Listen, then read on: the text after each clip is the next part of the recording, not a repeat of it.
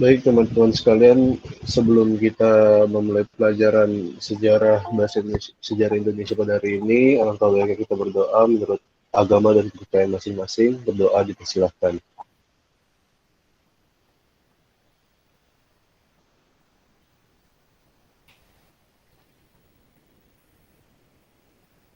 Doa selesai. Makasih teman. Alhamdulillah ya, sudah 32 orang. Ibu ulangi lagi saja. Assalamualaikum warahmatullahi wabarakatuh. Yang bisa on cam, yang tidak ya bagaimana lagi kalau memang tidak bisa. Hari ini adalah grup kelompok 2 ya, karena kemarin kita habis di G30 SPKI. Bener nggak Siti Nurjana? Bener ya? Karena catatan Ibu sedikit nyelip. Oke nak, kita mulai saja, insya Allah tahun depan kamu akan mendapatkan kabar gembira karena cita-citamu tercapai, apakah kamu dapat PTN atau apakah dapat kedinasan apa yang kamu inginkan atau dimanapun kamu inginkan kamu peroleh tujuan itu, amin amin ya Allah ya Rabbal Alamin. Oke, semoga sehat selalu ya. Untuk Cahya sampai Faradiba, segera nak, siap-siap nak. Yang lain kalau bisa on cam. Cahya, Davina, Devina, Dio, Faradiba. Belum kan ini ya Neng ya? Udah Bu. Allahu Akbar. Kamu lah. Oke. Makanya aku ambil catatan lagi. Ya, sorry. Kalau begitu Fari ya. Fari, Gisela, Hafiza, Haliza, Hastia ya. Kelompok di luar Jawa ya. Oke Kang, Neng. Kelompok 3 DITII di luar Jawa.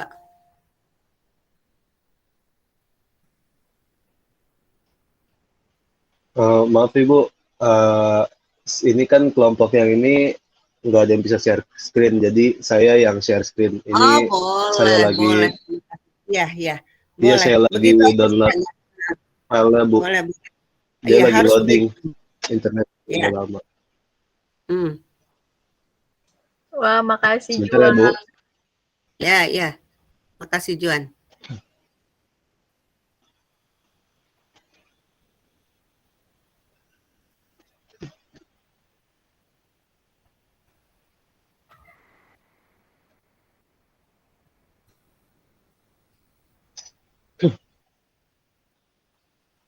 Ya, sambil menunggu Juang supaya tidak diam.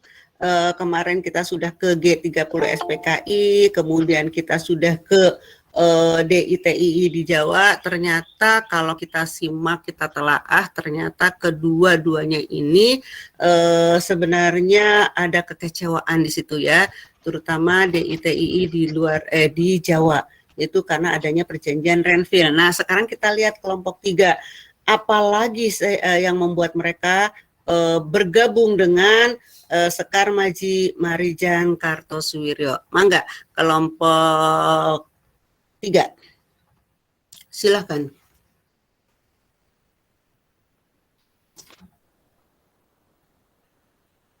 Itu absen.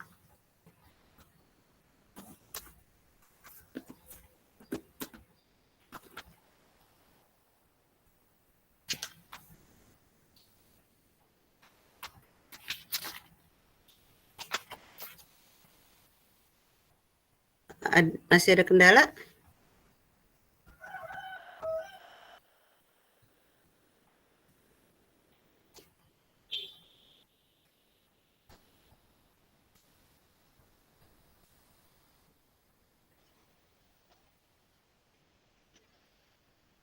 Gimana Juang? Ini ada kendala lagi? Udah kelihatan kan Bu? Udah kelihatan. Ini udah ini sih Bu. Udah.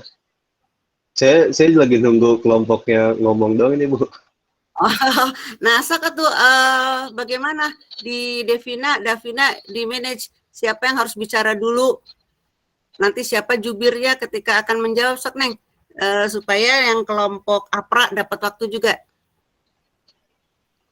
Baik Bu, selamat pagi semuanya. Pagi juga. Oh, Gisela. Pagi. Iya. Pada hari ini kelompok kami akan mempresentasikan tentang DITI di luar Jawa. Sebelumnya, perkenalkan kelompok kami. Ada saya, Gisela Florentina, absen 14.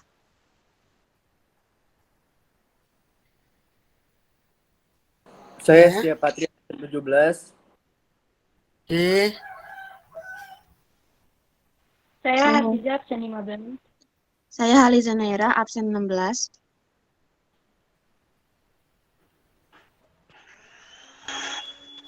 Ya, Neng, segera Neng. Baik, sekarang ada sedikit throwback dari latar belakang DITI yang disebabkan oleh dua faktor. Yang pertama yaitu Kartosuwiryo yang memiliki cita-cita untuk mendirikan negara Islam di Indonesia. Ia adalah pemimpin Laskar Hizbullah dan Sabila di Jawa Barat dan ikut bergerilya di Jawa Barat melawan Belanda. Dan faktor yang kedua yaitu persetujuan Renville, di mana pejuang Indonesia baik dari TNI maupun Laskar Rakyat harus mengosongkan daerah gerilyanya. Latar belakang yang pertama pemberontakan DITI di luar Jawa yang pertama itu di Sulawesi Selatan. Kahar Muzakar adalah seorang pejuang yang pernah berjuang di daerah Jawa dan bahkan pernah menjadi komando grup Sulawesi Selatan yang bermarkas di Yogyakarta. Setelah pengakuan kedaulatan pada tahun 1949, ia ditugaskan ke daerah asalnya Sulawesi Selatan untuk membantu menyelesaikan masalah tentang Komando Gerilya Sulawesi Selatan atau KGSS. Pemerintah ingin agar kesatuan ini dibubarkan terlebih dahulu untuk kemudian dilakukan reorganisasi tentara kembali. Namun KGSS menolaknya. Begitu tiba, Kahar Muzakar diangkat oleh Panglima Tentara Indonesia Timur menjadi koordinator KGSS. Namun Kahar Muzakar malah menuntut panglimanya agar KGSS tidak dibubarkan, melainkan ia meminta agar seluruh anggota KGSS dijadikan tentara dengan nama Brigada Hasanuddin. Tuntutan ini ditolak karena pemerintah berkebijakan hanya akan menerima anggota KGSS yang memenuhi syarat sebagai tentara dan lulus seleksi. Kahar Muzakar tidak menerima kebijakan ini dan memilih memberontak yang diikuti pasukannya.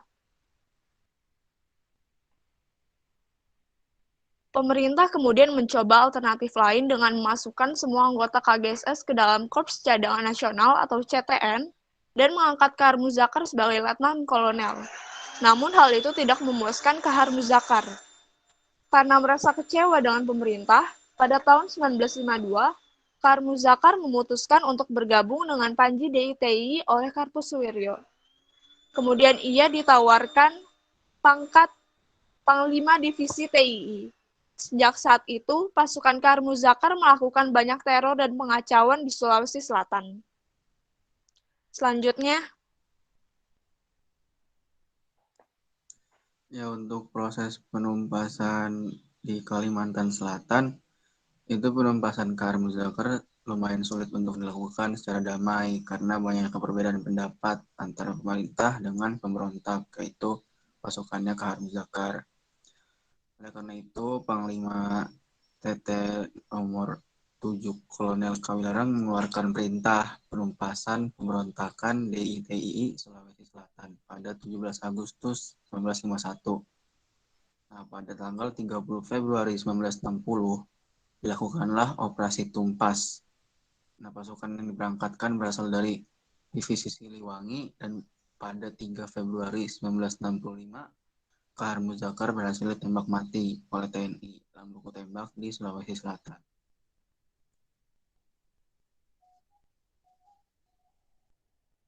Selanjutnya yang Kalimantan Selatan adalah pimpinan Ibnu Hajar tahun 1954 sampai 1955. Latar belakangnya adalah penolakan yang dipimpin Ibnu Hajar di Kalimantan Selatan merupakan bagian dari gerakan penolakan Darul Islam Tentara Islam Indonesia DITI yang membuat negara berdasarkan hukum Islam di Indonesia yang juga disebut dengan Negara Islam Indonesia.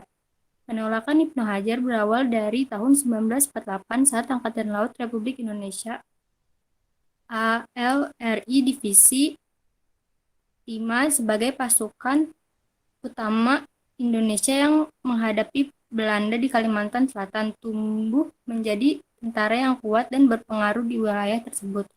Namun ketika penataan ketentaraan mulai dilakukan di Kalimantan Selatan oleh pemerintahan pusat di Jawa, tidak sedikit anggota ALRI Divisi 4 yang merasa kecewa dengan Di antara mereka ada yang harus demobilisasi atau mendapat posisi yang tidak sesuai dengan keinginan mereka.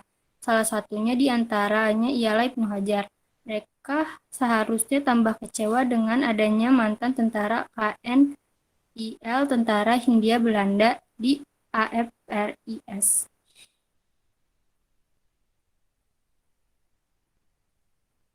Ibnu Hajar membentuk Kesatuan Rakyat yang Tertindas, KRYT. Ibnu Hajar bersama dengan kelompok KRYT menyatakan dirinya sebagai bagian DITI dengan sasaran utamanya adalah pos TNI. Pemerintah memberikan kesempatan untuk mengakhiri dengan damai dan Ibnu Hajar pun menyerahkan diri, tetapi penyerahan diri tersebut hanyalah topeng untuk merampas peralatan TNI. Setelah itu Ibnu Hajar melarikan diri dan bersekutu dengan DITI lagi.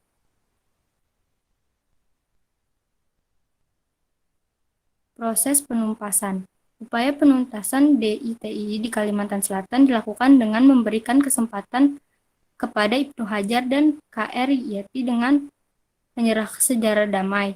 Karena tidak digubris oleh Ibnu Hajar, maka pemerintah melakukan upaya lain dengan gerakan operasi militer GOM yang menghancurkan kekuatan DITI di Kalimantan Selatan pada tahun 1959. Tahun 1963, Ibnu Hajar menyerah kepada pemerintah dan berharap mendapat pengampunan. Namun pada 1965, pengadilan militer menjatuhkannya hukuman mati.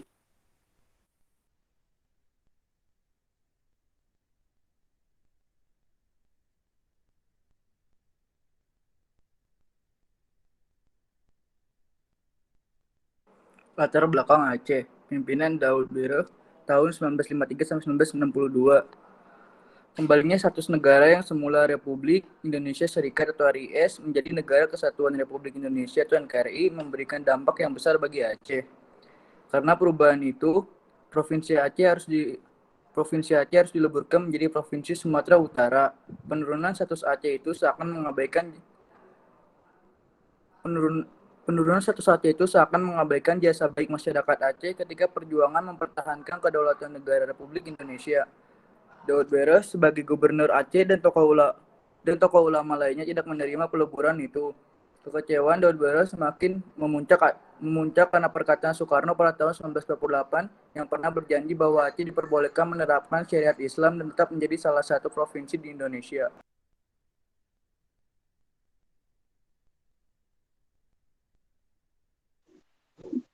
Karena merasa dibohongi, Daud Bero semakin membulatkan tekadnya untuk memberontak, terutama dengan munculnya gerakan DITI yang dipimpin oleh Kartosuwiryo, hingga akhirnya Daud Bero menyatakan Aceh sebagai bagian dari NII. Terdapat proses penumpasan dilakukan dengan dua cara, yaitu pertama adalah upaya militer dengan Operasi 17 Agustus dan Operasi Merdeka. Yang kedua ialah diplomasi dengan Musyawarah Kerukunan Rakyat Aceh atas inisiatif Kolonel M. Yasin. Pemberontakan selesai secara damai. Daud Bero mendapat pengampunan dan Aceh diangkat menjadi daerah istimewa pada tahun 1959.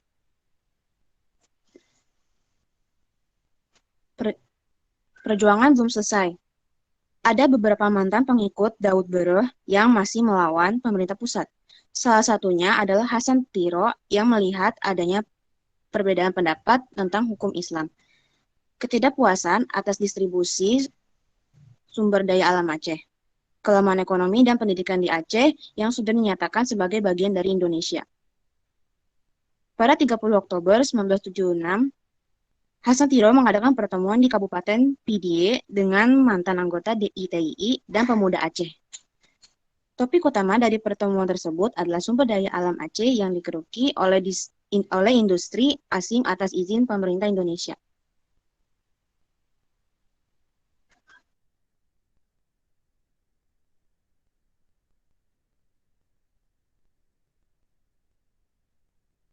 GAM. Mereka inilah yang kemudian dikenal sebagai Gerakan Aceh Merdeka yang lahir pada 4 Desember 1976 dengan Tengku Hasan sebagai orang yang memprakarsai lahirnya gerakan tersebut. Di awal berdirinya GAM bernama Aceh Merdeka, motif dari GAM ini adalah ingin mendirikan negara Aceh di semenanjung Sumatera Utara dengan memisahkan diri dari Indonesia. Mulai dari sinilah terus berlangsung antara pemerintahan pusat dengan GAM. Pada akhirnya Hasan Tiro harus berhadapan dengan kekuatan militer oleh Presiden Soeharto. Hasan Tiro kemudian melarikan diri ke Swedia.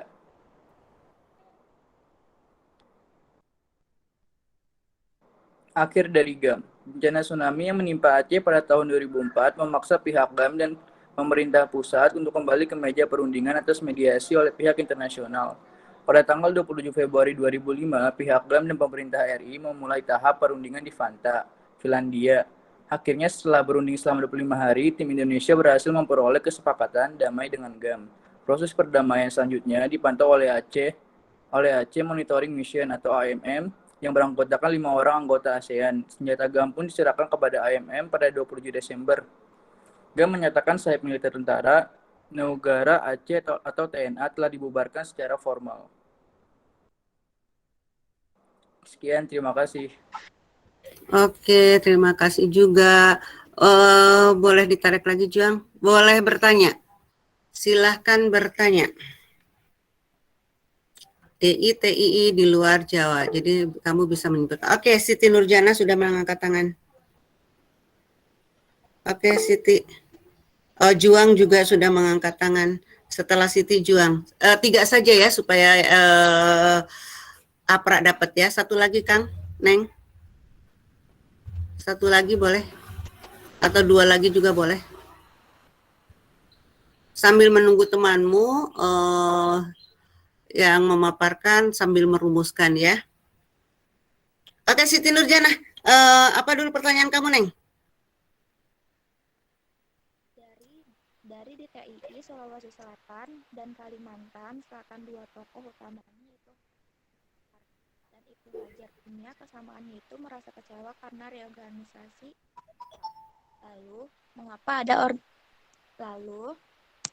Mengapa ada reorganisasi angkatan perang dan bukanlah semakin banyak angkatan perang itu semakin bagus? Oke, mengapa ada reorganisasi angkatan perang? Menurut Siti Nurhaliza, kalau banyak bukankah lebih baik gitu ya? Banyak akan lebih baik. Oke, kelompok 3 pertanyaan dari Siti Nurhaliza. Bu. Allahuamma, Siti Nurjana. Kok jadi Siti Nurhaliza? Oh ya lah, Ibu baru jawab pertanyaan jawab izinnya Nurhaliza IPA 1. Sorry. Mengapa ada reorganisasi angkatan perang? Kalau banyak, bukankah negara kita lebih aman? Itu kata Siti Nurjana ya. Begitu ya Siti Nurjana pertanyaannya kamu ya, Neng ya. Oke. Juang. Oke, Bu. Jadi di bagian Aceh tadi, yang pemberontakan di Aceh yang dipimpin Daud Bere, kan ada salah satu mantan pengikut Daud Bere yaitu Hasan Tiro yang masih melawan pemerintah pusat karena melihat adanya perbedaan tentang hukum Islam. Nah, perbedaan pendapat tentang hukum Islam apa yang membuat Hasan Tiro ini masih melawan pemerintah pusat? Perbedaan hukum Islam apa ya yang membuat Hasan Tiro masih melawan pemerintah pusat? Membuat Hasan Tiro melawan ya. Oke. Jadi tadi dalam PPT Juang membaca bahwa di situ Hasan Tiro masih melakukan pemberontakan terhadap pemerintah karena katanya di situ ada perbedaan hukum Islam. Perbedaan hukum Islam yang mana gitu ya Juang ya, yang membuat dia merasa tidak puas sehingga mereka melakukan pemberontakan. M. Jikra. Satu saja lagi, M. Jikra. Silakan Kang. Saya ingin bertanya, tadi kan ada pembahasan mengenai Gerakan Aceh Merdeka. Saya ingin bertanya, Gerakan Aceh Merdeka ini apakah salah satu bentuk dari fasisme atau radikalisme, Bu? Masuk ke fasisme atau radikalisme. Oke. Silakan kamu Ramu, kelompok 3.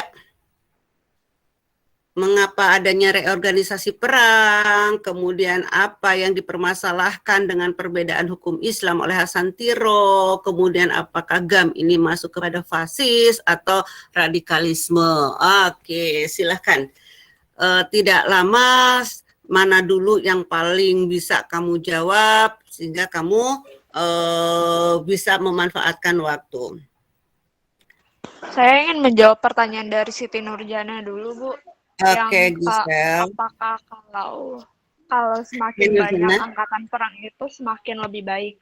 Menurut saya, reorganisasi yang dilakukan oleh pemerintah ini sebenarnya itu punya tujuan untuk meningkatkan kualitas dari angkatan perang. Karena dari reorganisasi ini, angkatan perang yang dianggap tidak kompeten itu harus disingkirkan. Jadi, orang-orang yang udah masuk APRIS itu adalah orang-orang yang sudah dianggap berkompeten. Begitu sih, Bu. Oke, Dan makasih juga Gisel. kalau nggak salah, ya Kalau nggak sebentar, salah Bu. betul Dan ya. juga kalau nggak salah yang adanya reorganisasi ini itu karena ada di Kabinet Hatta, itu diharuskan apa ya? Jadi itu ada Indonesia Apa harus punya istilahnya? angkatan perang gitu, Bu. Ya. Jadi pendapat Gisel untuk mewakili kawan-kawannya, jadi kalau umpamanya dilakukan reorganisasi, dipilihlah mana yang paling mungkin angkatan perang kita itu berkualitas. Ya, nah karena Siti Nurjana, pada waktu kita mempertahankan kemerdekaan, bermunculanlah tentara-tentara daerah. Tentara KGSS itu tadi ya, Kahar Mujakar itu juga tentara daerah. Kemudian Hizbullah, Sabilillah itu juga tentara daerah. Banyak sekali tentara daerah.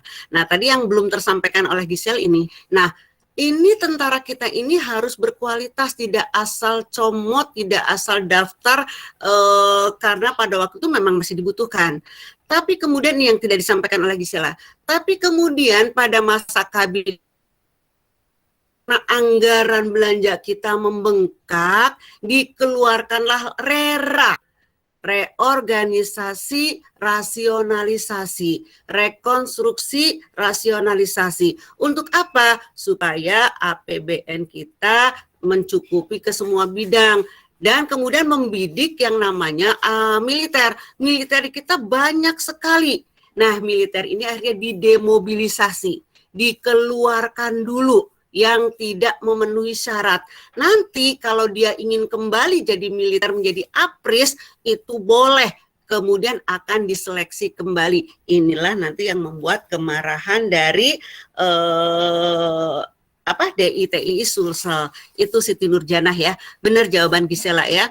Jadi diawali dengan ingin kualitas, kemudian dua juga adanya APBN yang membengkak sehingga dilakukanlah rekonstruksi, reorganisasi oleh yang namanya Hatta atau Kabinet Hatta.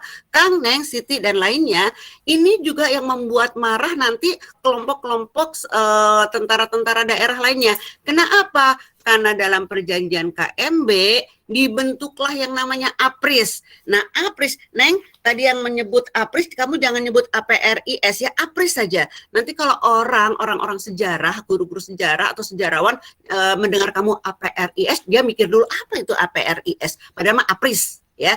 Jadi APRIS ini APRIS ini dalam KMB itu disebutkan bahwa yang masuk dalam APRIS adalah Tentara Nasional Indonesia dan KNIL. Nah, tadi kamu menyebutnya KNIL. Sebut saja KNIL, Koninklijk Nederland Indisch Leger. Nah, inilah yang membuat marah Kahar Mujakar. Inilah yang membuat marah Ibnu Hajar. Kenapa?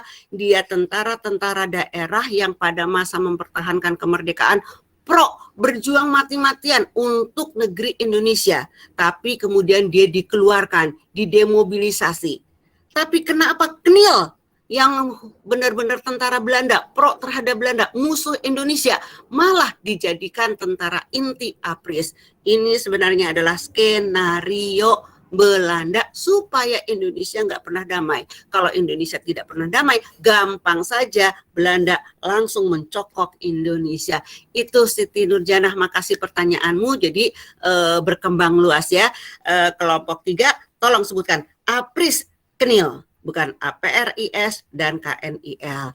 Gitu ya, Gisela, jawaban kamu Ibu tambahkan sedikit, yaitu tentang RERA-nya dan isi KMB bahwa akan dibentuk APRIS yang orang-orangnya terdiri dari TNI dan KNIL. Ini membuat marah tentara-tentara kita. Kang Neng, nanti kemarahan berikutnya ada. TNI merasa tidak nyaman dengan KNIL. Lah, orang itu dulunya pro terhadap Belanda, kok sekarang harus duduk bersama dengan saya. Orang KNIL pun merasa tidak suka, tidak enak. Dia rendah diri. Kenapa? Karena dulu dia menentang Indonesia, kok sekarang duduk untuk menegakkan Indonesia, malu terhadap tentara-tentara Indonesia. Begitu Siti Nurjanah, jawabannya tidak, jangan terlalu puas, kamu bisa mencari lagi ya Neng.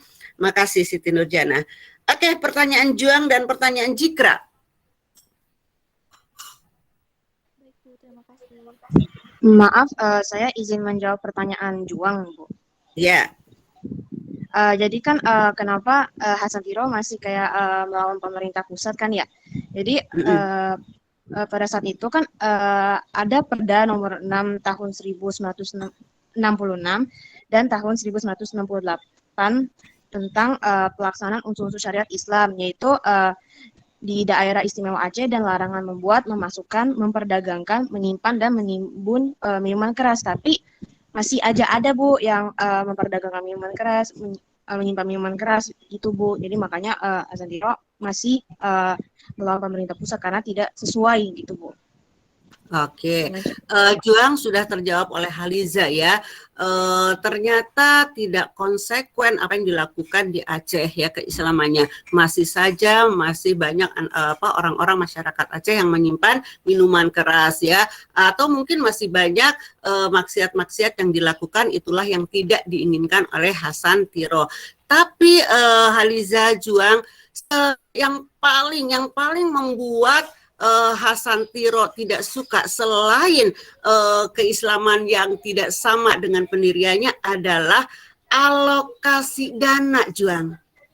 Jadi Hasan Tiro berpikiran Aceh itu negeri kaya loh, tapi pembangunan di Aceh itu tidak terlalu banyak seperti di Jawa. Jadi seolah-olah dianaktirikan, pajak dikejawakan tapi tidak disalurkan kembali untuk pembangunan Aceh. Jadi seolah-olah Aceh itu tertinggal. Itulah yang paling dituntut oleh Hasan Tiro. Bangun Aceh, karena Aceh itu banyak sekali memberikan ke pusat. Tapi kembalinya tidak sebanding, tidak berimbang. Itu yang tidak disukai oleh Hasan Tiro selain keislamannya tadi. Itu Juang ya. Makanya tapi akhirnya sekarang sudah selesai. Kalau kamu lihat siapa itu Hasan Tiro adalah cucu dari pahlawan Aceh yaitu Cikdi Tiro. Ya, jadi dia masih merasakan pemerintahan pusat itu tidak adil kepada Aceh, makanya dia melakukan gerakan Aceh Merdeka. Ini pada masa Soeharto ini benar-benar duri dalam daging ya. Oke, Juang, terima kasih pertanyaannya sehingga Haliza berwawasan luas, eksplor konsep sampai menemukan perda tadi. Oke, Haliza juga terima kasih. Pertanyaan Jikra.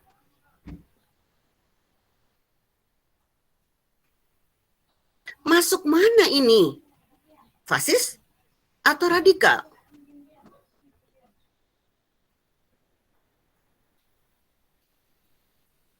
Kamu membandingkan fasis itu apa, yang bagaimana, radikal itu yang bagaimana?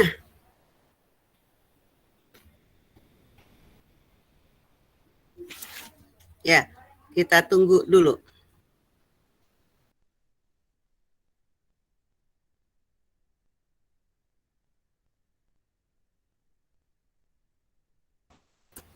Ya, Neng, jawab, kamu tidak dituntut menjadi seorang sejarawan, Neng. Kamu hanya anak SMA yang eksplor konsep, kemudian kamu mendemonstrasikan, kemudian kamu memberikan konfirmasi. Gak usah takut salah, karena dari tadi jawaban kamu sudah tepat. Yang fasis itu gimana sih? Dengarkan, sampai sekarang yang masih belum absen di DCR ya. Hestia belum. Kemudian Pratnya belum. Udah tinggal itu aja yang belum. Kresna juga belum. Oke, kelompok 3. Bagaimana ini jawabannya untuk jawaban Jikra? Karena sekarang ya Jikra marak ya fasis dengan radikalisme ya, makanya kamu akhirnya pertanyaannya ini, apakah ini masuk nih si GAM ini, Gerakan Aceh Merdeka ini masuk ke sana? Kelompok ISIS, kelompok teroris.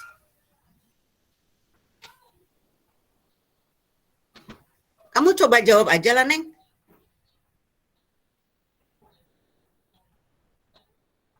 Kang, jangan Neng doang ya.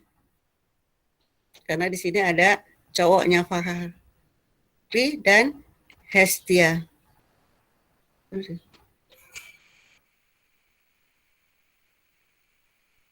Gimana jawabannya? Oke, Gisela. Ya, Bu, saya izin menjawab.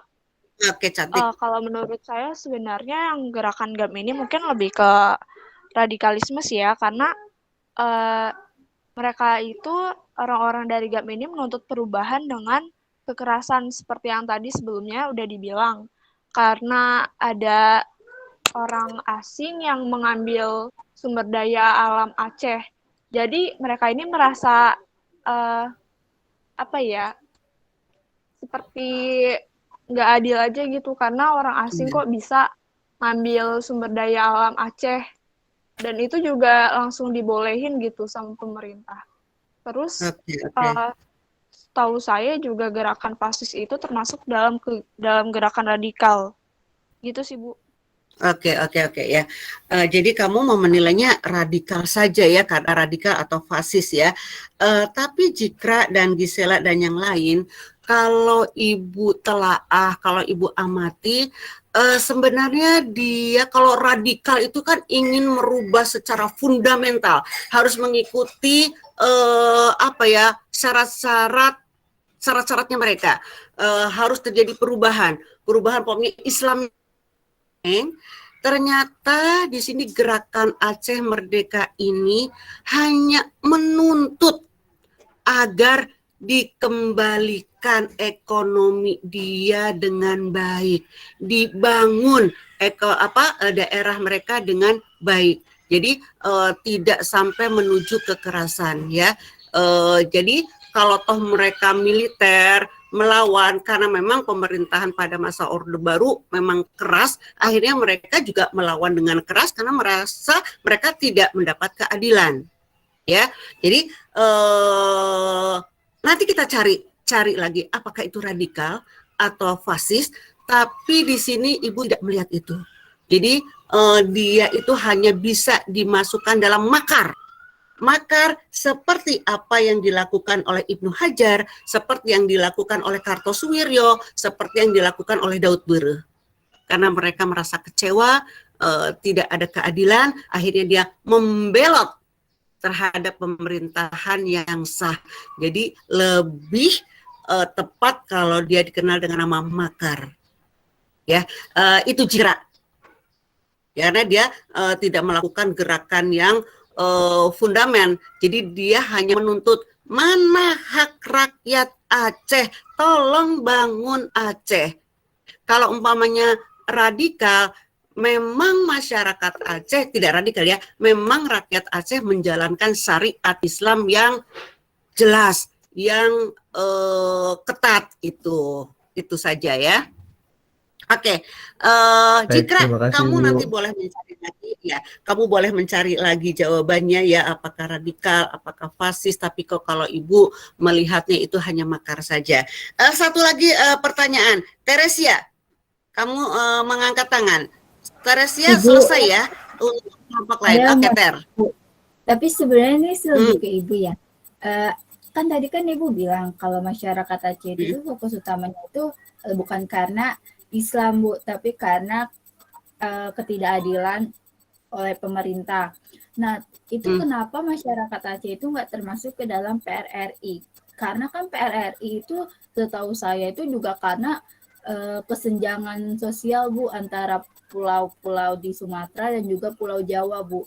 Dan untuk KNIL itu kenapa pemerintah Indonesia itu menerima KNIL, Bu? Kan kayak KNIL kan itu pasti siasatnya Belanda untuk memperlemahkan rasa persatuan Indonesia, Bu.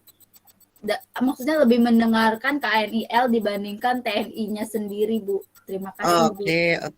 Oke, makasih Teres. Teres, kamu bertanyanya ke Ibu ya, Nak ya, bukan ke teman-temanmu ya? Iya, Bu. Oke. Jadi pertanyaan awal Teres, kenapa GAM ini tidak masuk dalam PRRI atau gimana? Ulangi lagi, Nak. Yang pertanyaan kan, GAM itu kan karena kata Ibu kan kesenjangan ya, Bu, kesenjangan antara Jawa. Nah, sedangkan PRRI itu kan juga karena kesenjangan kan, Bu. Ya kenapa nggak masuk ke dalam PRRI, Bu, tapi ke dalam Oke, makasih. Oke, makasih Teres. Teres, kamu kelompok PRRI bukan? Ya, Bu. Oke, makanya nyambung. Teres, kenapa Teres dan kawan-kawan ya? Karena Teres nggak mau nanya ke kelompok, mau nanyanya langsung ke Ibu. Ya udahlah, Ibu jawab saja untuk mempercepat waktu supaya kelompok berikutnya bisa. Kenapa tidak dimasukkan PRRI? Nah, PRRI itu daerah Sumatera Utara dan Sumatera Selatan saja. Ya, mereka juga kecewa. Kalau PRRI itu juga kecewa. Kesenjangan ekonomi tidak dibangunnya Sumatera, satu. Yang kedua, kenapa ada gerakan Piagam Revolusioner Republik Indonesia? Kecewa yang kedua, Teres. Nanti ini bisa kamu terangkan ke teman-teman kamu ya. Teman-teman kamu udah sedikit diberitahu sama Ibu. Kedua adalah mereka kecewa dengan lepasnya Dwi Tunggal Soekarno dan Hatta. Nah, mereka berpikiran, kami orang Sumatera, Hatta orang Awak, orang Sumatera. Lah, ketika Hatta ada di pusat, kami juga belamsak, nggak diapa-apain. Gimana kalau Hatta itu sudah tidak ada di pusat? Semakin kami tidak dipandang. Itu PRRI. PRRI dilanjutkan. Orang-orang Sulawesi pun merasa daerah kami kaya, kami juga tidak dibangun. Kata orang-orang Sumatera, kami banyak sungai, tapi jembatan itu udah adanya di Jawa. Maksudnya apa? Pada masa Soeharto, pada masa Soekarno, jembatan-jembatan layang itu mulai dibuat. Nah, mereka iri di Jawa ya, mereka iri. Di Sumatera banyak sungai, tapi maksudnya jembatan layang. Di Jawa yang tidak banyak sungai seperti di Sumatera, banyak dibuat jembatan-jembatan layang. Itu daerah, Neng. Jadi beda waktu dan beda, kalau kepentingan sama, keinginan sama, ingin keadilan. Tapi beda tokoh dan beda beda waktu, beda daerah. Jadi ingat, kalau GAM itu lanjutan dari kekecewaannya Daud Bereh, itu GAM itu, Neng, GAM itu tidak di masanya Soekarno, tapi di masanya Soeharto. Ya, jadi kelihatan sekali memang Jawa terus yang dibangun.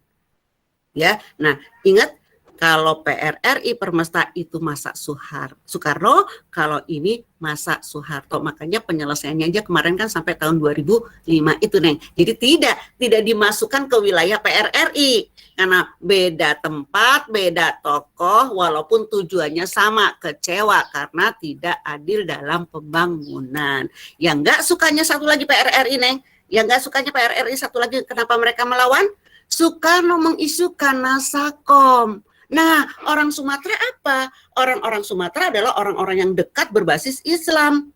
Kok Soekarno menginginkan atau memperbolehkan adanya komunis? Itulah akhirnya, Teresia, pasti kamu sudah mencari-carikan ya siapa tokoh-tokoh di situ. Neng, kalau kamu dengar Safrudin Prawira Negara, M. Natsir, Kemudian AE Kawilarang akhirnya turut serta ke PRRI Permesta. Padahal dia adalah pejuang-pejuang tangguh yang pada masa disintegrasi AE Kawilarang adalah orang pertama yang untuk menyelamatkan bangsa.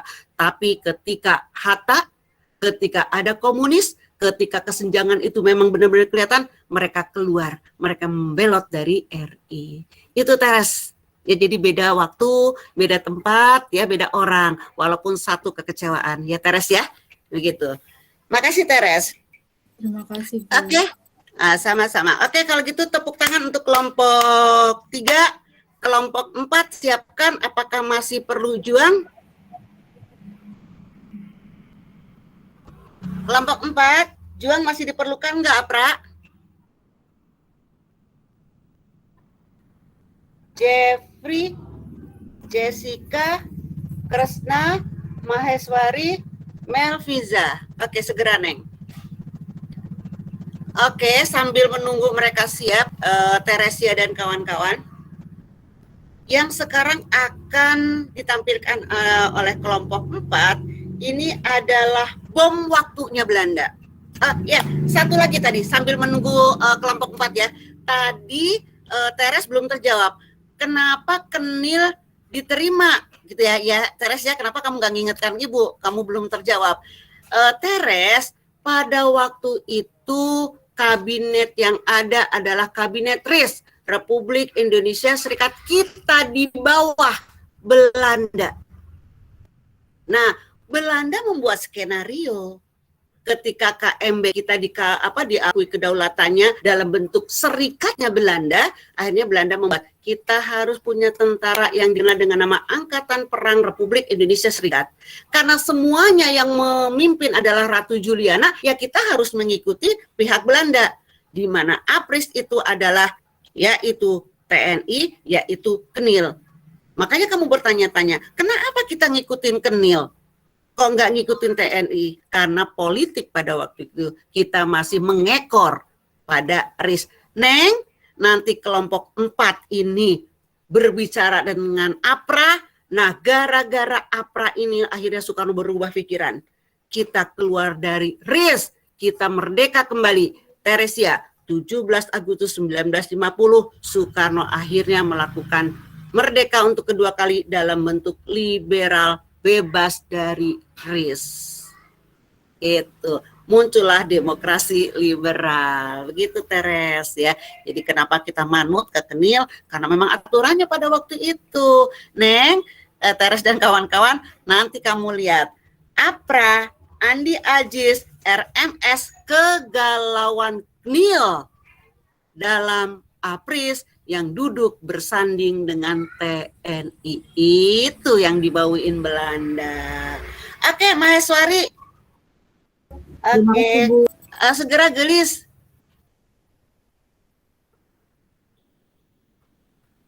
Segera. Masih perlu juang nggak? Juang tawarkan, mungkin temanmu ada kendala atau gimana, Neng, gelis? Iya Bu, saya share screen lagi nih Bu. Oke dah.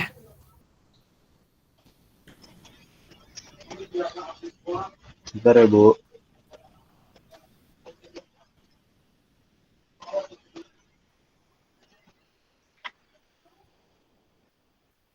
Sudah terlihat belum Bu? Belum Kang. Kalau di Ibu, oh, udah mulai proses, iya. Oke. Oh, hilang ya? Hilang lagi, Kang. Sebentar Bu. Ya. Oke.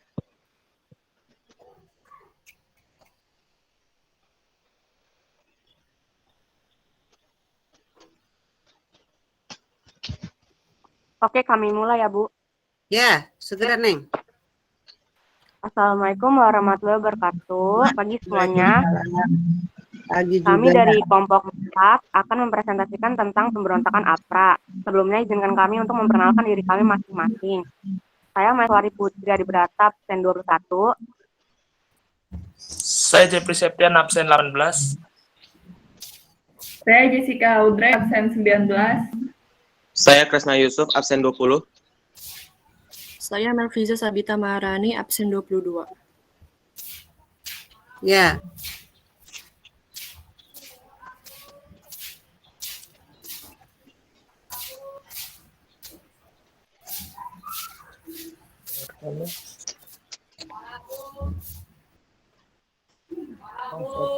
Juang bisa diganti slide-nya. Slide berikutnya.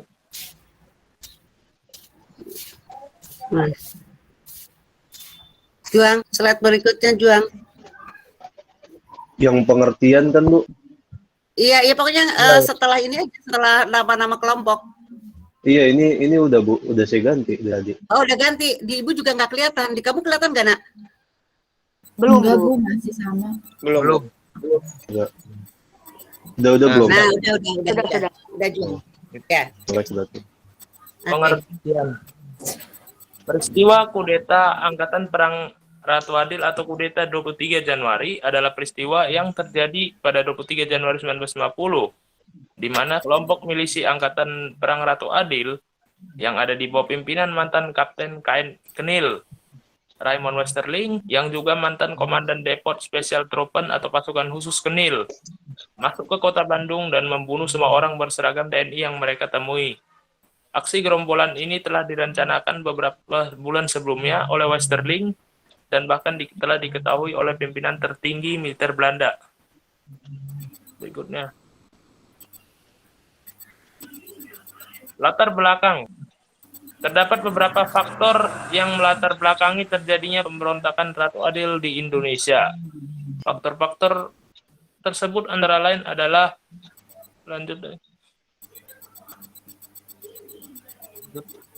satu, APRIS yang terdiri dari TNI dan Kenil.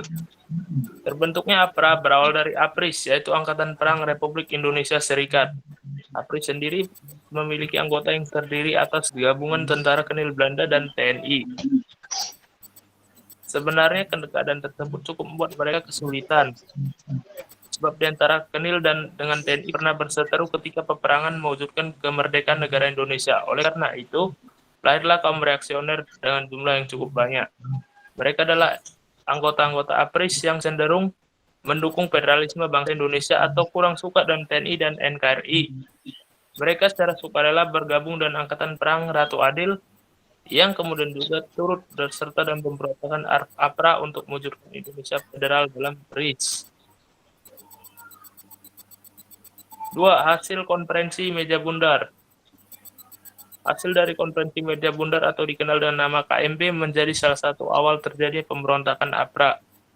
Konferensi ini diselenggarakan di Den Haag pada tahun 1949. Konferensi ini menghasilkan gagasan yaitu rencana akan dibubarkannya negara Republik Indonesia Serikat atau RIS. Lalu Raymond Westerling bekerja sama dengan Sultan Hamid II untuk mendirikan APRA guna melakukan perlawanan pada pemerintahan Republik Indonesia. Sultan Hamid II lebih berpihak kepada aliran RIS sehingga tidak mengendaki hilangnya RIS. Pemberontakan APRA tersebut adalah usaha untuk mempertahankan keberadaan Republik Indonesia Serikat. 3. Kepentingan kolonialisme Belanda. Pemberontakan APRA juga disebabkan karena Belanda ingin jajah atau setidaknya menanam kepentingan politik dan ekonomi di Indonesia. Pihak Belanda berniat untuk mengeksploitasi sumber daya alam di Indonesia untuk mempertahankan keadaan ekonominya. Pihak Belanda tahu bahwa sangat sulit mengintervensi secara ekonomi jika Indonesia sudah bersatu menjadi NKRI. Oleh karena itu, Belanda perlu menimbulkan kerusuhan di NKRI dengan mempertahankan RIS. Tindakan APRA merupakan sikap mendukung bangsa Belanda dalam melancarkan aksi penjajahan mereka. Lanjut. 4. Ultimatum Raymond Westerling. Raymond Westerling yang merupakan pimpinan APRA memberikan suatu ultimatum pada pemerintah RIS ketika APRA belum terbentuk. Pihaknya menginginkan supaya pasukan APRA dijadikan pasukan yang berstatus resmi. Samping itu pihaknya ingin memegang kekuasaan militer di daerah Pasundan. Tapi karena permintaan tersebut tidak dipenuhi oleh pihak pemerintah, maka anggota merencanakan perampasan kekuasaan melalui pemberontakan APRA. Pemberontakan ini berpusat di wilayah Jakarta dan Bandung. Dua kawasan yang memiliki nilai kepentingan tinggi bagi bangsa Indonesia dan RIS saat itu. Lanjut. Tujuan pemberontakan APRA yang diprakarsai oleh Raymond Westerling tentu saja memiliki beberapa tujuan. Diduga, tujuan utamanya adalah untuk memperkuat RIS dan melemahkan NKRI serta angkatan perang yang dimiliki oleh Indonesia. Dengan penyerangan dari Westerling, harapannya adalah Indonesia menjadi tidak stabil sehingga lemah dalam negosiasi dengan Belanda. Secara umum, pemberontakan ini memiliki beberapa tujuan yang antara lain adalah 1. Mempertahankan negara Republik Indonesia Serikat. Berbagai perundingan yang dilakukan antara Indonesia dengan Belanda dengan mediasi Australia selalu menghasilkan keputusan yang merugikan pihak Indonesia. Walau demikian, pemerintah Indonesia demi menjaga perdamaian antara kedua negara tetap menghimbau supaya seluruh pihak menerima keputusan tersebut. Namun, justru pihak Belanda yang melanggar keputusan dalam perundingan dengan melakukan penyerangan berupa agresi militer 1 dan 2. Setelah adanya pelanggaran perjanjian ini, kedua pihak kembali dipertemukan dalam perundingan KMB yang kemudian memutuskan bahwa Indonesia menjadi negara federal. APRA mengakui bahwa keberadaannya merupakan bagian dari negara Indonesia federal. Itulah mengapa APRA dapat memasuki wilayah Indonesia dan berhasil menundukkan satu di antara beberapa negara bagian pada saat itu. Setelah itu, barulah mereka melancarkan aksinya untuk membuat Indonesia kembali terpecah belah dan kembali berada di bawah kekuasaan Belanda. 2. Mengganggu proses pengakuan kedaulatan Indonesia oleh Belanda. Salah satu pihak yang mengupayakan kegagalan kedaulatan Republik Indonesia yaitu Panglima tertinggi dari tentara Belanda, yaitu Letjen Burman van Vlieden. Pihaknya selalu menghalangi proses diakuinya Indonesia sebagai negara yang berdaulat. Namun, pada akhirnya, kedaulatan Republik Indonesia diakui oleh Belanda, tepatnya di tanggal 27 Desember 1949. Pada saat itu, Indonesia sudah menjadi negara yang terbentuk republik dan telah lepas dari bentuk negara federal.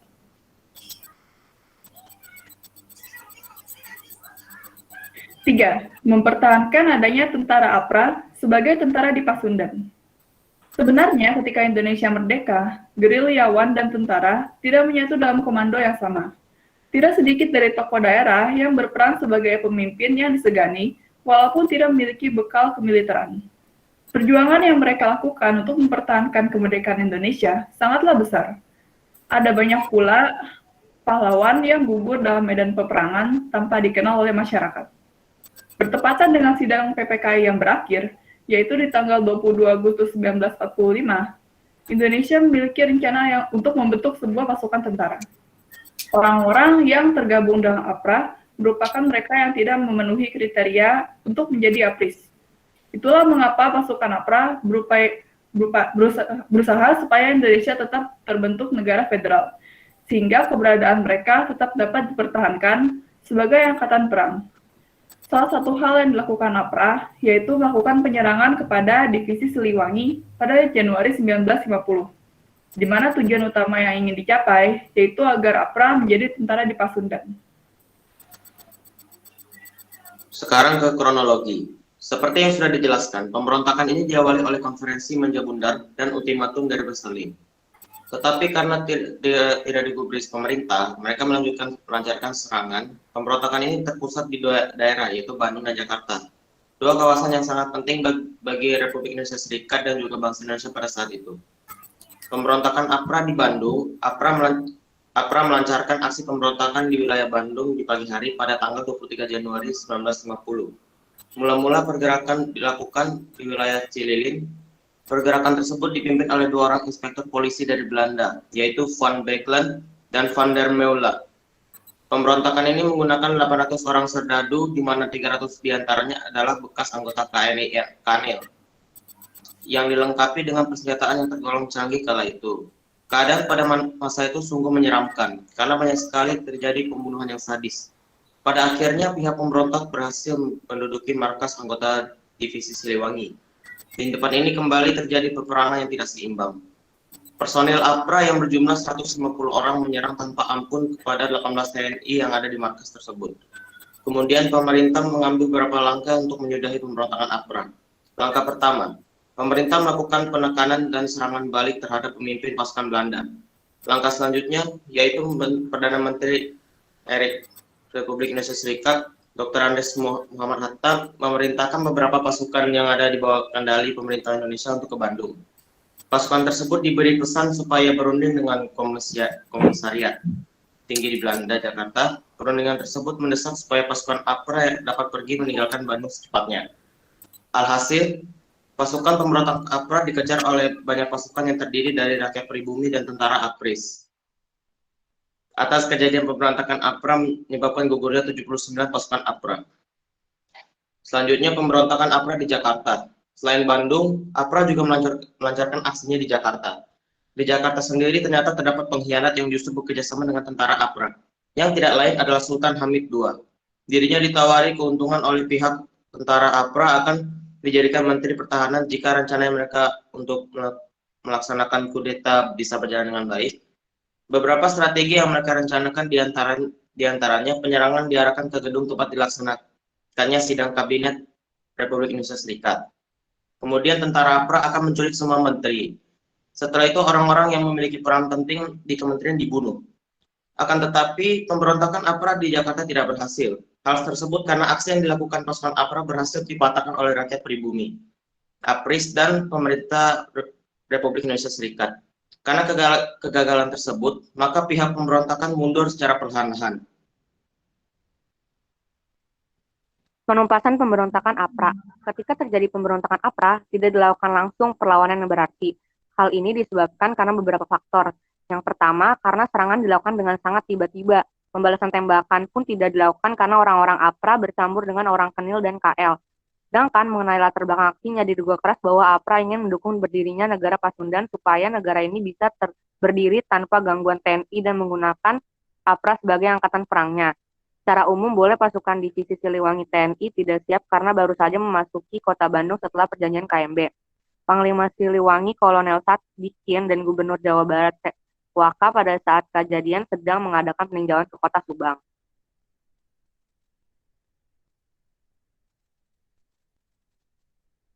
Sementara di Jakarta pada pukul 11 bertempat di kantor Perdana Menteri RIS diadakan perundingan antara Perdana Menteri RIS dan Komisaris Tinggi Kerajaan Belanda di Indonesia. Terungkap adanya keterlibatan tentara Belanda, diperkirakan sekitar 300 tentara Belanda berada di antara pasukan APRA. Operasi penumpasan dan pengejaran terhadap gerombolan APRA yang sedang melakukan gerakan mundur segera dilakukan oleh TNI. Sisa pasukan Westerling di bawah pimpinan Van der Meulen dan bukan anggota Kenil Batu Jajar. Dan polisi yang menuju Jakarta pada 24 Januari 1950 dihancurkan pasukan Siliwangi dalam pertempuran daerah Cipeyem dan sekitar hutan Bakong dan dapat disita beberapa truk dan pick-up, 3 pucuk brand, 4 pucuk senjata ukuran 12,7 dan berpuluh karaben. Pada 24 Januari 1950, tengah malam, terjadi tembak-menembak di Kramatalaan nomor 29 Jakarta antara pasukan TNI dengan gerombolan yang diduga adalah Desterres atau anggota tentara yang melarikan diri dari dinasti tentara. Tembak-menembak tersebut berlangsung selama 25 Januari 1950 pagi. Dalam penggerebekan pasukan kita berhasil merampas 30 pucuk Owen Gun. Di kota Bandung juga diadakan pembersihan dan penahanan terhadap mereka yang terlibat, termasuk beberapa orang tokoh negara Pasundan. Bagaimana dengan Westerling? Setelah melarikan diri dari Bandung, Westerling masih melanjutkan petualangannya di Jakarta. Ia merencanakan suatu gerakan untuk menangkap semua menteri RIS yang sedang menghadiri sidang kabinet dan membunuh Menteri Pertahanan Sri Sultan Hamengkubuwono IX, Sekretaris Jenderal Kementerian Pertahanan Mr. A. Budiarjo dan penjabat Kepala Staf Angkatan Perang Kolonel T.B. Simatupang. Gerakan tersebut dapat digagalkan dan kemudian diketahui oleh otaknya adalah Sultan Hamid II, yang juga menjadi anggota Kabinet RIS sebagai menteri tanpa portofolio.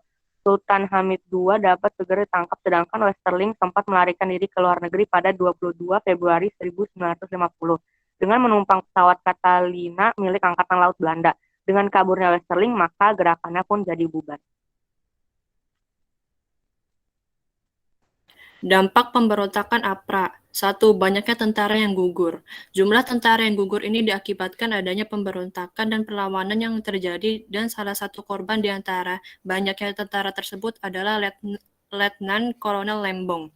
Tidak hanya menewaskan 79 orang dari anggota APRIS, bahkan masyarakat biasa juga menjadi korban dari pemberontakan APRA ini. 2. Kehidupan masyarakat yang terganggu. Adanya pemberontakan APRA ini menyebabkan terganggunya kehidupan dari masyarakat dikarenakan teror yang terjadi akibat penyerangan langsung ke kota Bandung.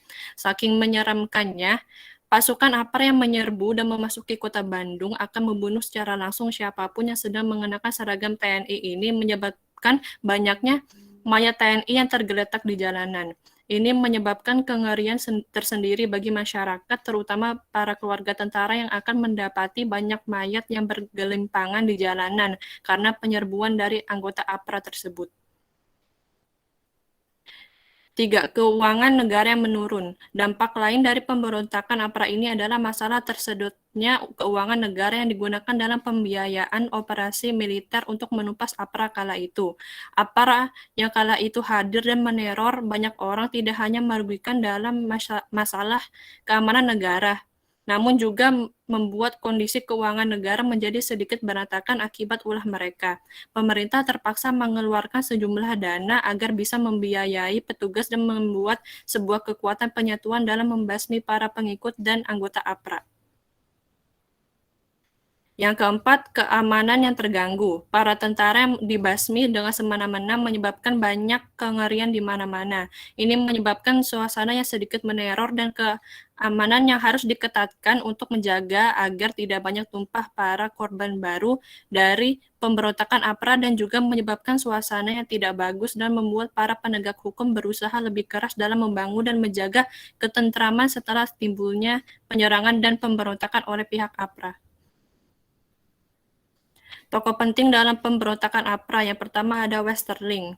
Mempunyai nama lengkap Raymond Pierre Paul Westerling. Beliau dilahirkan di Istanbul, Kesultanan Utsmaniyah pada tanggal 3 Agustus 1919. Ratu Adil sangat diyakini oleh masyarakat. Westerling pun memanfaatkan nama tersebut guna menarik dukungan dalam melancarkan rencananya.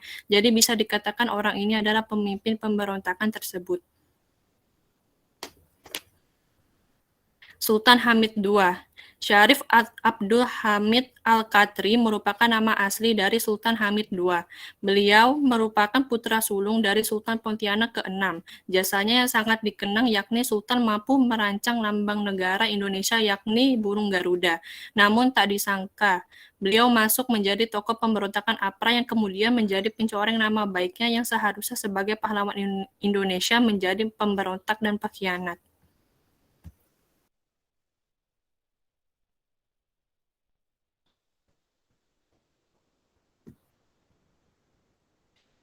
Sekian dari kelompok kami. Terima kasih. Oke, terima kasih Nak. Karena kayaknya tidak mungkin kalau kalian melakukan diskusi. Sekarang begini, supaya tidak lupa, minggu depan kalian bahas lagi. Sekarang buat pertanyaannya. 3 pertanyaan, segera Neng, segera Kang. Tapi dibahasnya minggu depan ya.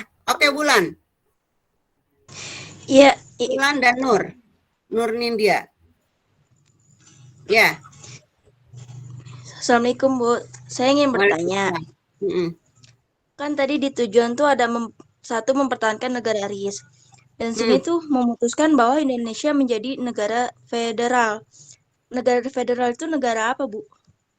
Mempertahankan RIS ya. Kemudian menginginkan Indonesia tetap menjadi federal memutuskan, ya. Iya.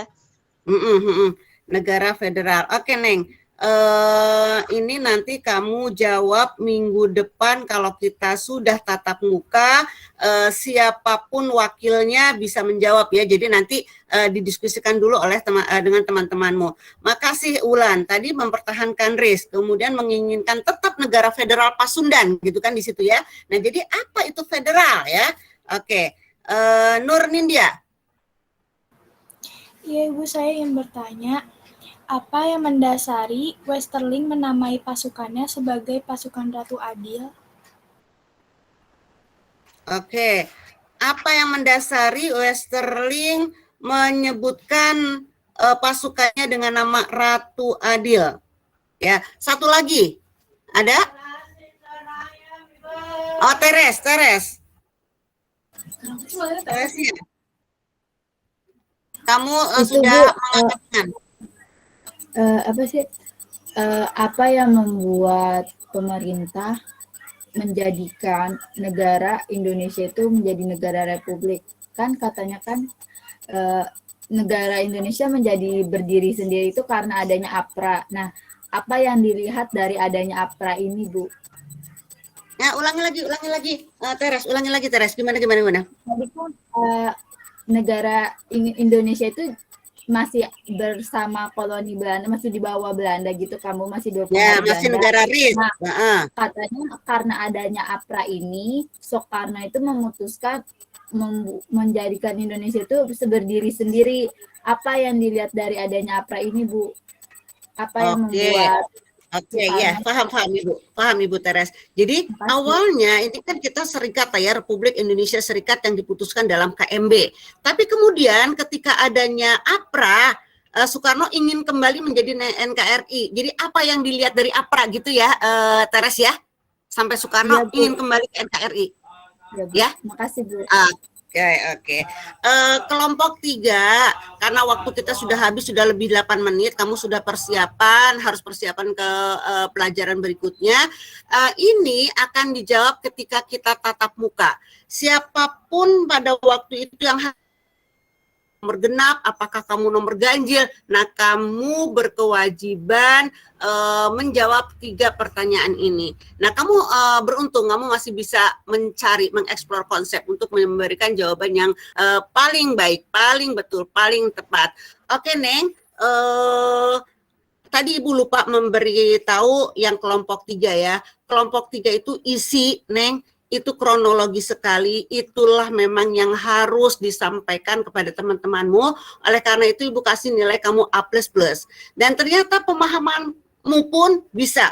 Walaupun kamu tadi itu sih terserah kamu jawabannya, apakah radikal atau fasis, tergantung apa yang kamu lihat ya.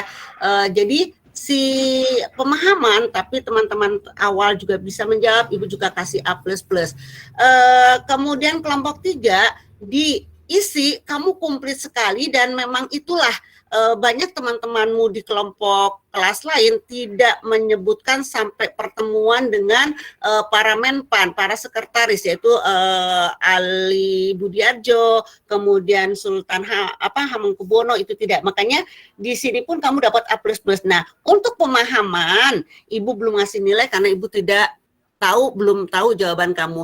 Oke, IPA 3, terima kasih kamu sudah dengan sabar, walaupun sudah lebih dari 10 menit, kita mulur waktu, tapi kamu masih bertahan. Sehat selalu, dan ternyata yang salah sekarang adalah Ibu. Ibu ditegur pihak sekolah karena Ibu tidak Sherlock. Saking semangatnya dengan IPA 3, lupa itu Sherlock. Ibu ditegur sama Pak Suraya. Kenapa tidak Sherlock? Karena kita langsung tadi ya, biasanya Ibu tunda dulu ketika kamu sedang bicara, nah Ibu langsung Sherlock. Nah ini tadi Ibu karena sedikit galau karena kamu tidak bisa share screen, makanya minta pertolongan ke Juang. Oke, nggak apa-apa.